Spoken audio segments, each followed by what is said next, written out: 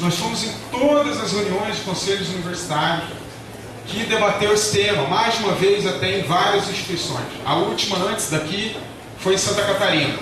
Santa Catarina, por exemplo, na UFSC, foi a mesma coisa. Protesto, estudantes, técnicos, docentes, os sindicatos. E a opção da reitoria e do conselho, nesse momento, é abrir um debate em toda a comunidade universitária. Então eles não votaram e resolveram fazer o debate. E é esse o processo que vem acontecendo agora. Porque, de fato, é um tema que é uma polêmica muito apaixonante nesse momento. Porque a crise da saúde pública brasileira não surgiu agora. É uma crise já crônica de muitos anos. E nós precisamos resolver isso. Nós estamos num momento decisivo do país, onde milhares estão indo às ruas exigir melhoria nos serviços públicos. Nós vimos isso em junho do ano passado. Explodir, movimentos nas ruas, milhões nas ruas exigindo a melhoria dos serviços públicos. Essencialmente é isso. Transporte, saúde, educação.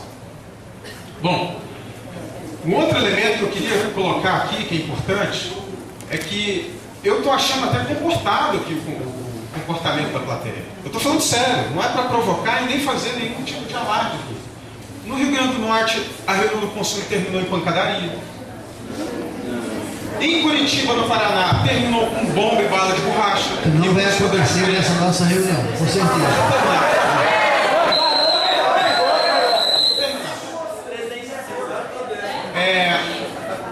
No Rio de Janeiro, o auditório que teve que ser feito pelo Conselho Universitário, e no Rio de Janeiro não foi aprovado a EBC, e teve concurso para o hospital depois disso.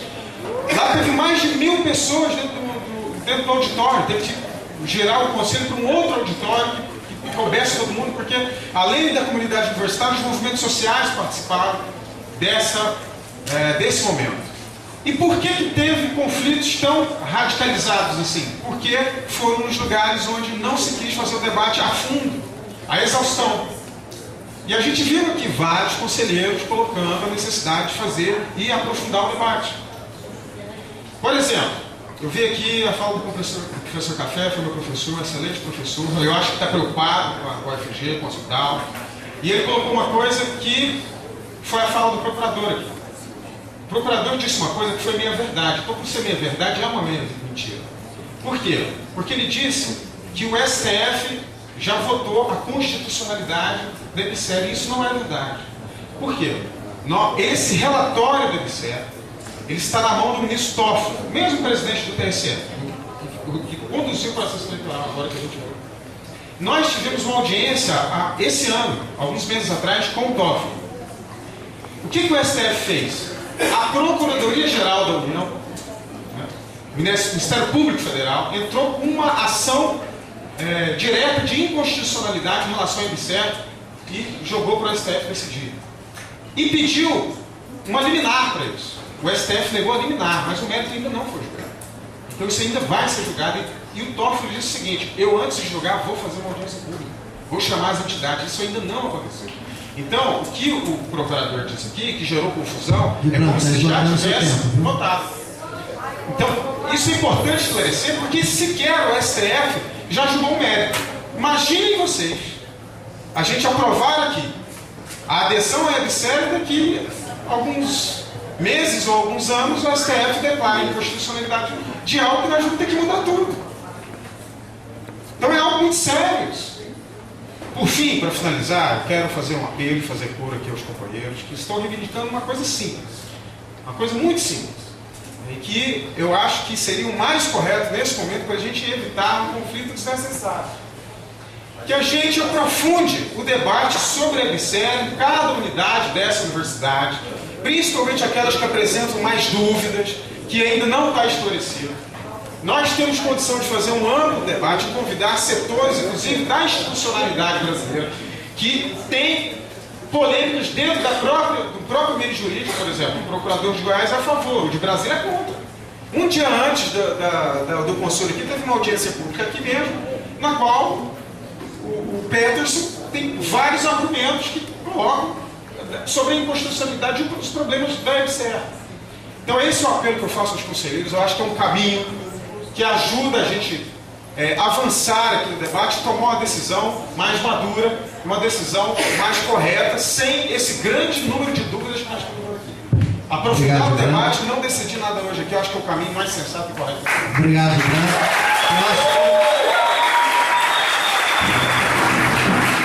Próximo. Lucilene. Boa tarde. Professora Lucilene, diretora da faculdade. Legal o microfone.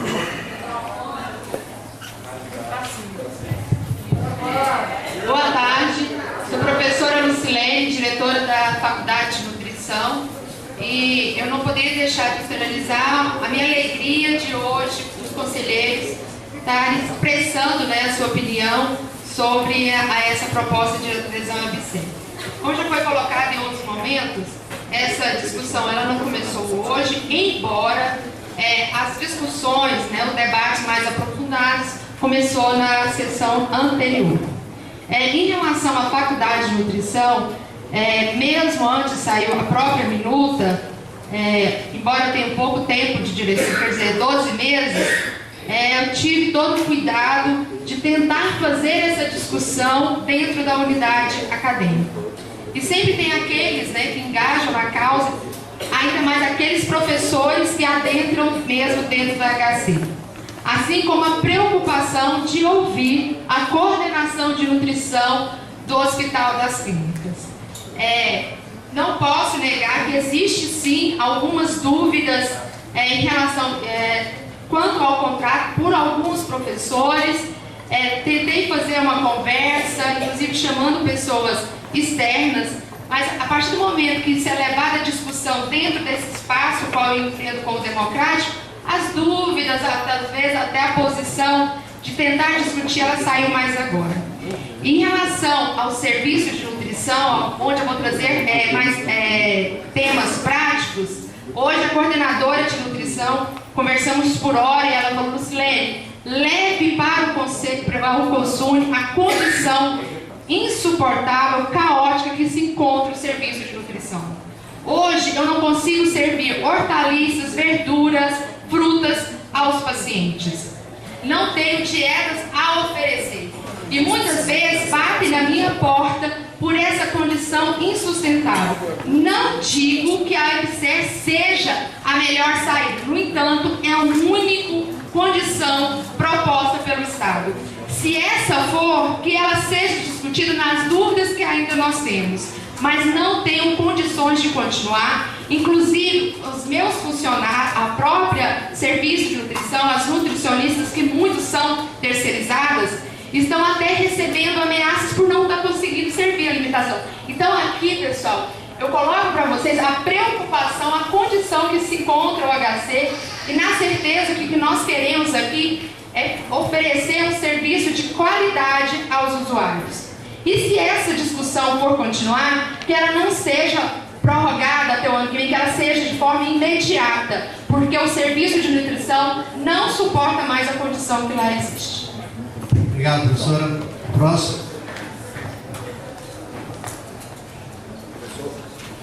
Professor Alexandre.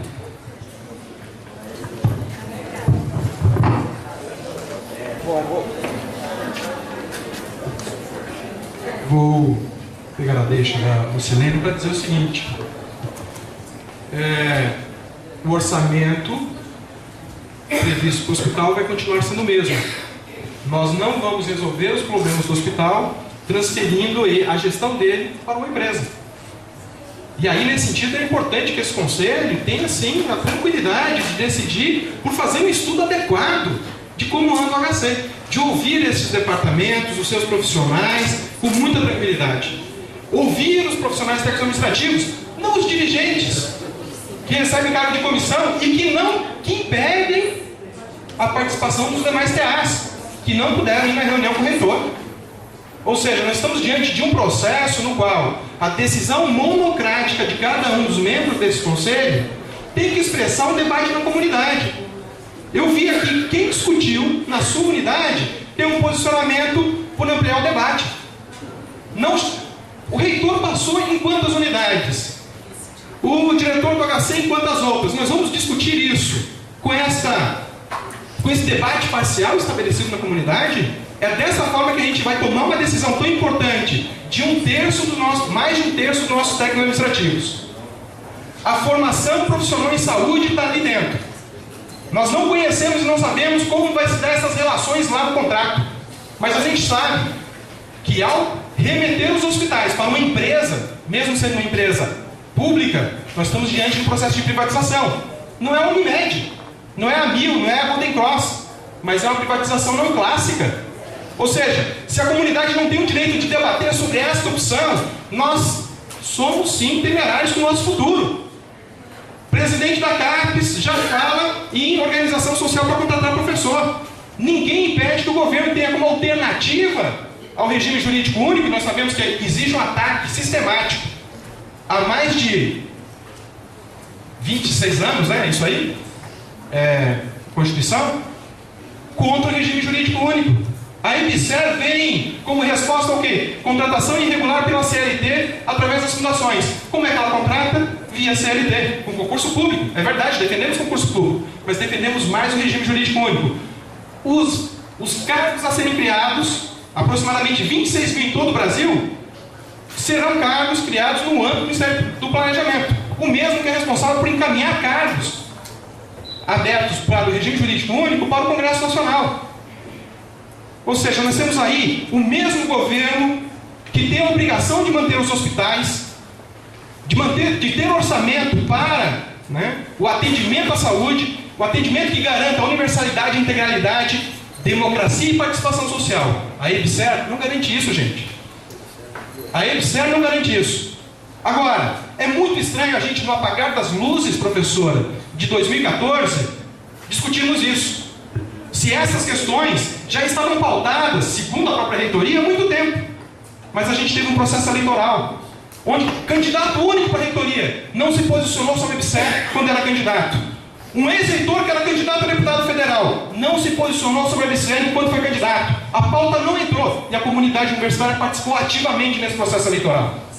Então agora a gente é obrigado a engolir esse processo de votação no qual sequer os conselheiros tiveram condições de consultar os seus conselhos diretores. Os TAs aqui têm uma posição comum porque houve assembleia de técnicos. Os professores estão reunidos permanentemente. Os estudantes também. Onde estão os nossos pares nesse debate? Vamos abrir para a comunidade. Nós temos o medo do debate? A legitimidade desse conselho se torna muito mais ampliada diante de um debate tão relevante para a comunidade. Estamos falando do Hospital das Clínicas, minha gente.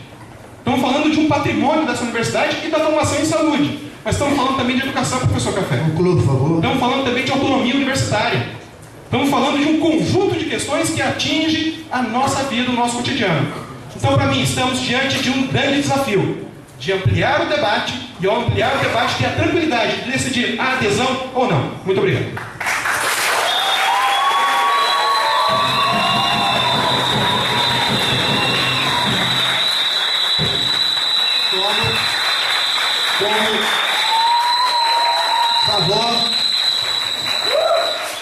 Como eu fui mencionado na fala do Alexandre, de forma incorreta e verdadeira, eu tenho que dizer para ele que eu explicitei sim a minha posição sobre o EBSER em vários debates lá no HC, aqui no campus. Todos sabem qual é a minha posição desde aquela época. Então, senhor, por favor, senhor, não coloque palavras que não foram minhas, porque eu expressei, todos sabem a minha posição sobre isso.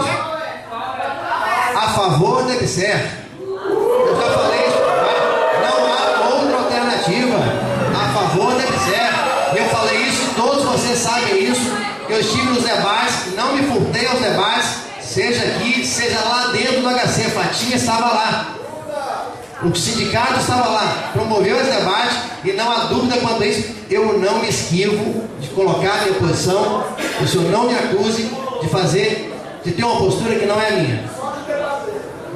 Não, não é de debater, é de afirmar a minha posição, porque eu tenho argumentos para isso. Por favor, próximo inscrito.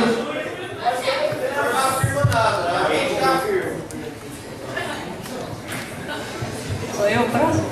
Oi, professora Maria Tereza. Bom, boa tarde, eu sou diretora da Faculdade de Farmácia e vou trazer aqui a posição do Conselho Diretor da Faculdade de Farmácia. Então, assim, nós estamos discutindo, sim, por 3 semanas de forma intensiva. Estive na convocação da DUF, porque eu falei, gente, é um momento que eu quero ouvir os dois lados, né? O lado do sindicato, ouvir a fala da Fatinha, do Flávio e da reitoria em outros momentos aqui no Consul. Então, eu acho que discussão não está levando aos conselhos de administração, não estão tendo se não quiser, porque a gente está tendo tempo e está tendo como discutir muito. Uma situação que foi discutida no conselho diretor lá da farmácia. Nós vivenciamos de forma muito pequena um pouco da dificuldade do HC. E é muito pequena porque é somente o caso de um laboratório. Nós temos um laboratório escola, que é o laboratório de análise clínica São Bruno Rocha. E nós estamos numa dificuldade enorme por uma questão que o conselho diretor percebeu e a gente tem percebido ao longo dos anos, que é de gestão e burocrática, vamos dizer assim, administrativa, não burocrática, que é a questão das licitações. Então eu tenho que comprar kits para diagnóstico e o público nosso é SUS, é 100% SUS. Chega a pessoa lá para fazer o exame, então vem uma lista de exames. Se um daqueles exames eu não faço, essa pessoa perde o direito de fazer, porque ela vem com um chequinho por laboratório. Então imagine agora vocês, ela chega e eu não tenho como fazer um dos exames, porque o processo de licitação é demorado, não tem utilidade, o reagente acabou, não tem como repor e comprar facilmente. Então essas questões, eu queria que a gente discutisse, eu não estou trazendo, não precisa ter voltar hoje, mas vamos discutir. De ganhar agilidade e de ganhar preço também. Então, temos que pensar em preço? Temos sim, porque o laboratório escola, para ensinar para ser escola, tem que comprar, porque onde é que eu vou conseguir os kits? Então, não tem como negociar com o fornecedor, porque é um processo licitatório que vem com preços altíssimos, 10 vezes mais caro do que se eu fosse negociar diretamente. Então, a gente quer que seja discutido, refletido também essa questão. Um modelo de autarquia que a gente tem nas universidades não permite isso. Algo tem que ser feito nesse sentido de dar agilidade e de conseguir preços menores. É um exemplo pontual que eu estou dando, que eu não vi ninguém falar aqui, que eu acho que é importante a gente pensar também. A EBSER é a solução? Talvez não seja ideal, mas no momento é o que a gente tem, é o que foi discutido no Conselho Diretor. Então, esse ponto foi ponto pacífico lá, de que alguma coisa tem que ser feita. Deixar do jeito que está, não dá para deixar. A gente entende perfeitamente a situação. E a população, gente, sem dúvida vai ser beneficiada. Então, eu peço que venha ser discutido aqui no Consul essa questão de, concordo com a Virgínia, da gente ler os itens do contrato. Isso aqui não está claro? Vamos melhorar nisso, mas vamos avançar. Também ficar de braço cruzado não dá. Eu acho que a gente tem que trabalhar nesse sentido. Então, o que eu queria estar sugerindo é que pensasse esse ponto específico desse modelo de autarquia, de fundação, o que pode ser, o que não pode, e da gente ler e passar o contrato. Eu acho que não dá para ser adiado, não. Não estou falando para a gente votar nada hoje, mas para a gente discutir. Obrigado. Só esclarecendo, a gente está com 7 inscritos, tá? Só ler aqui para ver se a gente não perdeu ninguém, tá? O Fernando Viana está na sequência da comunidade externa, a professora Gene como conselheira, a Karine como representante da comunidade externa. Segue? Tá.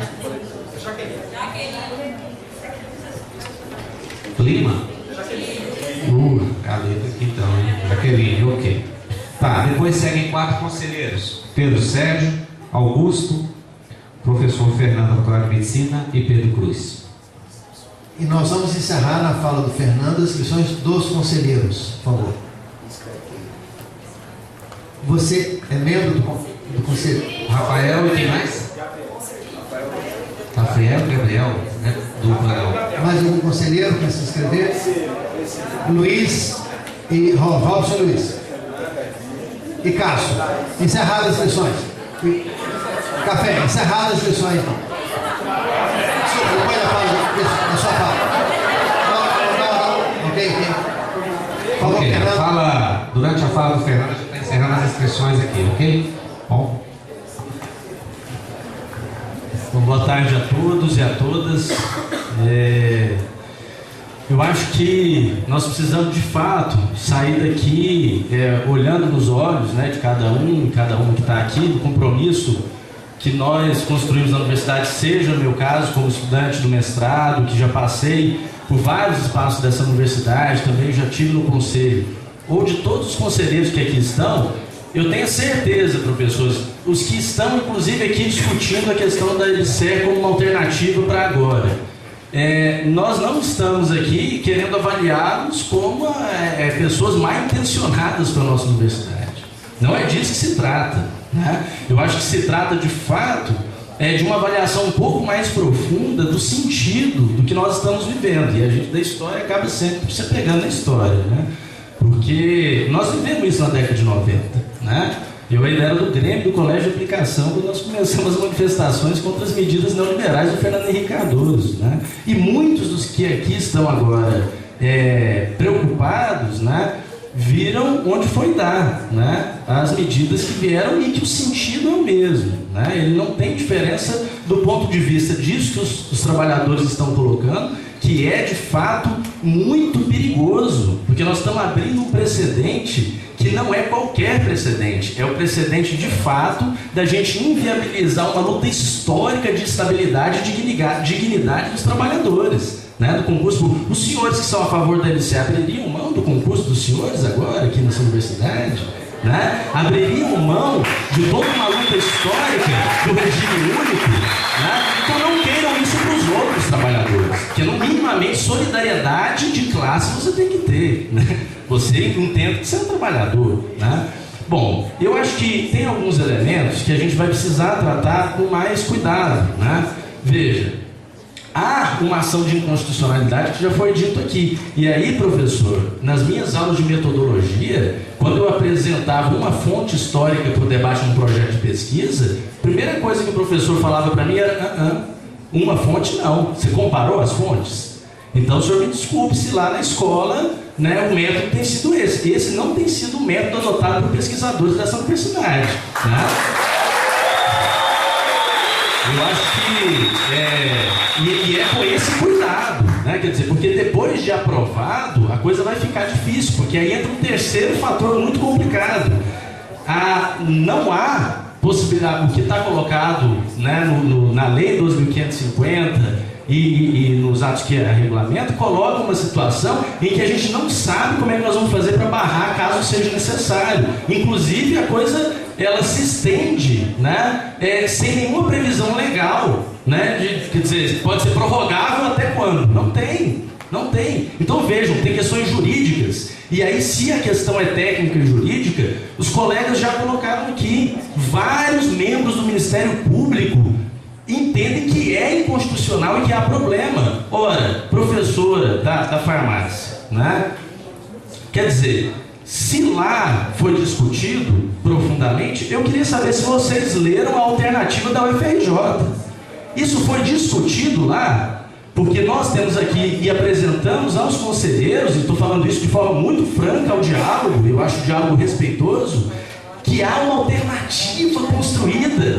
Ou seja, a Universidade Federal do Rio de Janeiro, exemplo de muitas pesquisas que nós admiramos, né? Um grande centro de pesquisa e de investigação da sociedade brasileira, avaliou, pauta desde a questão da inconstitucionalidade, o documento está na mão dos senhores. Então os senhores podem pegar aí, na página 5, tem uma parte do texto que diz o seguinte: as armadilhas do contrato da EBSER com a Universidade Federal do Rio de Janeiro. Vejam que as mesmas armadilhas, elas são gerais, do ponto de vista daquilo que nós estamos discutindo aqui, né? Então, por exemplo, na questão, já que a questão é apresentar os artigos, e eu acho que essa é uma questão importante, está aí na página 6, ao final da página 6, desse documento da UFRJ que nós entregamos a todos os conselheiros, no penúltimo parágrafo, quando começa assim, né, na 10ª linha de baixo para cima, os senhores podem acompanhar, diz assim: todos aqueles que tiverem cargo ou função gratificada, e aí cita a cláusula 5ª do parágrafo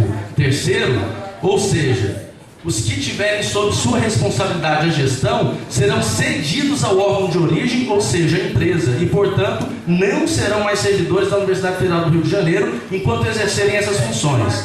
Se for docente, a contratada poderá disponibilizar a sua participação em atividades teóricas com carga semanal de até 8 horas. Aí, conclusão, ou seja, a empresa terá prerrogativa de decidir se o professor dará aula ou não. Fernando, veja, Então, é porque o tempo é curto para o debate exigido. Veja que a própria, né, a mesa pede para que eu pare um argumento que é de artigo. Os senhores querem discutir artigo?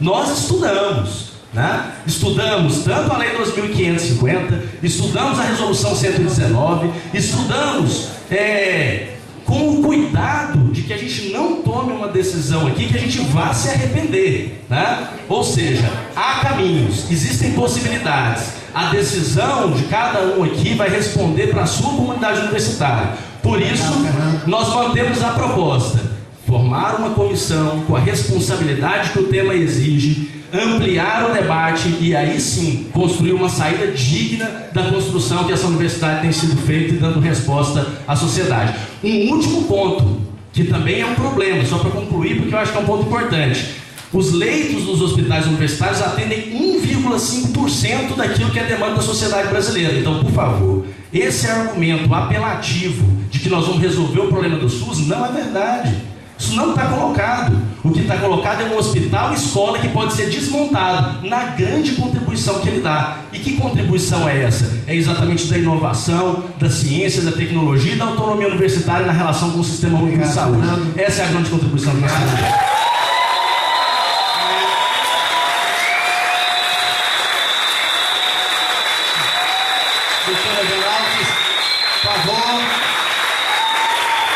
Doutora Geraldo, você escreveu, eu acho que eu poderia falar nesse momento, que eu acho que responde algumas dúvidas levantadas algumas questões levantadas pelo Fernando. Por favor, doutor Geraldo. Isso, só esclarecendo também que o último a ser inscrito foi o Cássio, viu? Não tem mais nenhum conselheiro. Encerradas as inscrições. Meu nome é Geraldo, sou da Procuradoria Federal junto ao UFG, que é um órgão da Advocacia Geral da União. A AGU compete à representação judicial e extrajudicial, tanto da União quanto das suas autarquias e fundações. Tem duas questões aqui básicas. A primeira sobre a constitucionalidade ou inconstitucionalidade. A posição da Advocacia Geral da União, inclusive manifestada pelo Advogado Geral da União junto ao Supremo Tribunal Federal, isso inclusive foi colocado ao final da última reunião, é pela defesa da constitucionalidade da lei de criação da EBSER. Compete agora ao Supremo Tribunal Federal definir efetivamente se ela é constitucional ou não. Até o presente momento não existe nenhuma decisão do ordenamento jurídico que a retire em termos de validade. Ou seja, é plenamente possível que as universidades possam discutir no presente momento a adesão ou não à EBSER. Segundo ponto, quanto à minuta de contrato. A minuta de contrato ela é resultado de um grupo de trabalho da Advocacia Geral da União, especificamente da Procuradoria Geral Federal, com a participação de 5 procuradorias federais: a da Universidade Federal de Goiás, a da Universidade Federal de São Paulo, da Universidade Federal do Rio de Janeiro, da Universidade Federal de Grande Dourados e da Universidade Federal de Alagoas. Na análise, a AGU ela atuou no sentido de garantir os direitos e deveres, tanto do ponto de vista da universidade quanto dos seus servidores. Então, o modelo proposto é um modelo que procura resguardar, sim, esses direitos e deveres, bem como também a chamada autonomia universitária. Só alguns pontos do que foi colocado aqui. Primeiramente, em relação à previsão dos direitos. Está lá na cláusula 5ª, assegurados os direitos dos servidores. Do RJU. Sim, do RJU, é claro, eles são vinculados ao RJU. De carreira. Como? De carreira. Não, assegurado aos servidores da Universidade Federal de Goiás que forem cedidos à EBSER. Isso está claro. Todos os direitos. Esse é o primeiro ponto. O segundo ponto que foi colocado aqui sobre a atuação dos professores. Essa cláusula foi inserida no sentido de resguardar